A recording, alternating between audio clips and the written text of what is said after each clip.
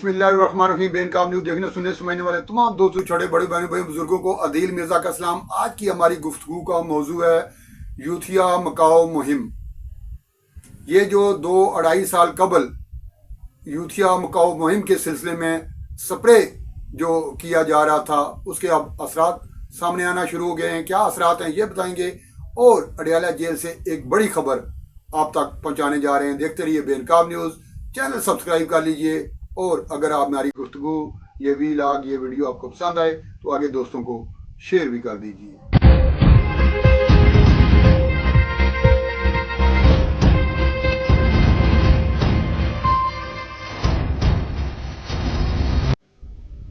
आपको पता ही है कि यूथिया मकाओ मुहिम का जो 2 साल पहले आगाज हुआ था, बाद में स्प्रे जो किया गया था उसके ज़बरदस्त असरात सामने आए हैं। और ये जो आए रोज़ तहरीक, मार्च, धरना और तरह तरह के इस किस्म के हथकंडे इस्तेमाल किए जा रहे थे, अब उसमें खासी हद तक कमी आ गई है।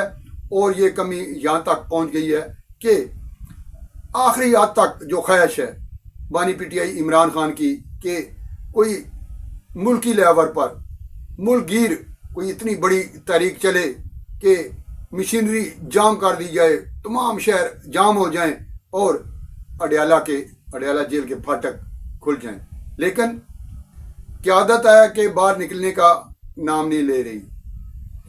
आपको पता ही है कि खैबर पख्तूनख्वा से एक बहुत बड़े जत्थे के साथ वज़ीर खैबर पख्तूनख्वा अली मीन गंडापुर एक पूरे लश्कर के साथ लश्कर कशी किया करते थे, रावलपिंडी पे, पंजाब पे और इस्लामाबाद पे।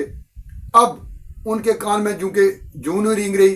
आपको पता ही है कि कई बार बानी पीटीआई इमरान खान तहरीक चलाने के हवाले से बड़े ऐलानात कर चुके हैं, तारीखें दे चुके हैं, लेकिन तहरीक है कि उसका ऊँट किसी करवट बैठने का नाम नहीं ले रहा। आमतौर पर पंजाब के लोग तो पहले ही वो हाथ खड़े कर चुके हैं। आपको पता ही है कि पाकिस्तान के किसी खित्ते से एक छोटा सा जुलूस भी अब आपको कहीं पाकिस्तान तहरीक इंसाफ का नजर नहीं आता।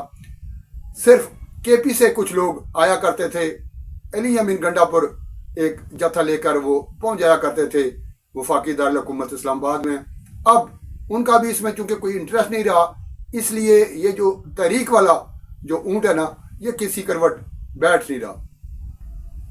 जो एक ख्वाहिश थी बानी पीटीआई की कि बहुत बड़ा कोई ऐसा जुलूस निकाला जाए कि घुटने टेकने पे मजबूर हो जाएं हमारे अदारे और हमारी हुकूमत और मिन्नतें तरले करें मेरी, वो बात चूँकि अब बन नहीं रही, कोई रास्ता अब मिल नहीं रहा। तो इस हवाले से पाकिस्तान तहरीक इंसाफ के अंदरूनी जो खलफशार हैं वो भी आपको नज़र आ रहे हैं सामने। जो उनके मुखालफीन हैं, जो अदारे हैं, जो कार्रवाइयाँ कर रहे हैं पाकिस्तान तहरीक इंसाफ के हवाले से, वो तो आपके सामने ही हैं। लेकिन जो अंदरूनी खलफशार है पाकिस्तान तहरीक इंसाफ का, ये भी अब रफ्ता रफ्ता सामने आता चला जा रहा है। आज ही मैं एक इंटरव्यू पढ़ रहा था नियाजुल्ला नियाजी का, जो कि मरकजी रहनुमा हैं पाकिस्तान तहरीक इंसाफ के और चीफ इलेक्शन कमिश्नर रहे हैं। वो ये जो इंट्रा पार्टी इलेक्शन होते रहे हैं पाकिस्तान तहरीक इंसाफ के, उसके वो चीफ इलेक्शन कमिश्नर हुआ करते थे।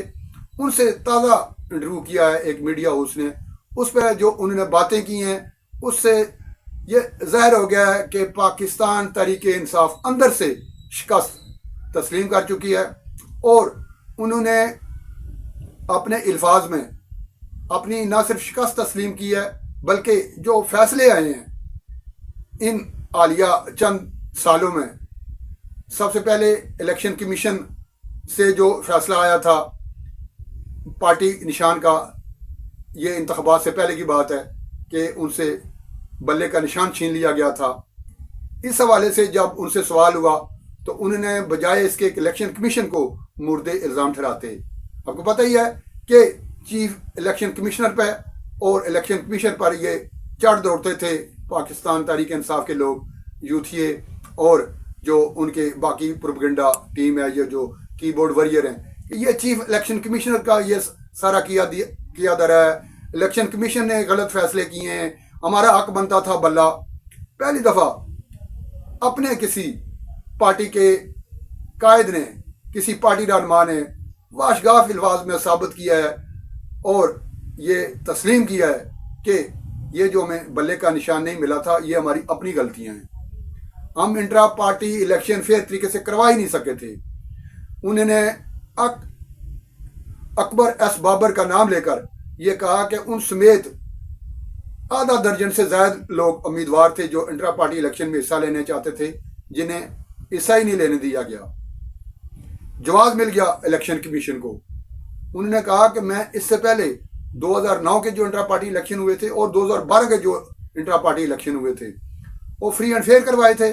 اس وقت بھی میں چیف الیکشن کمیشنر تھا اور چیف الیکشن کمیشن نے ہمارے یہ نتائج جو ہیں، یہ جو ہم نے انتخابات کروائے تھے انٹرا پارٹی، ان کو منظور کیا تھا۔ لیکن یہ جو انٹرا پارٹی الیکشن ہوئے تھے یہ چونکہ بوگس تھے، یہ ساری کارروائی ہماری صرف کاغذوں کی حد تک تھی، یہ جینوئن الیکشن ہی نہیں ہوئے تھے، لہٰذا ہمیں نشان نہیں ملا۔ اب انہوں نے خود تسلیم کیا ہے۔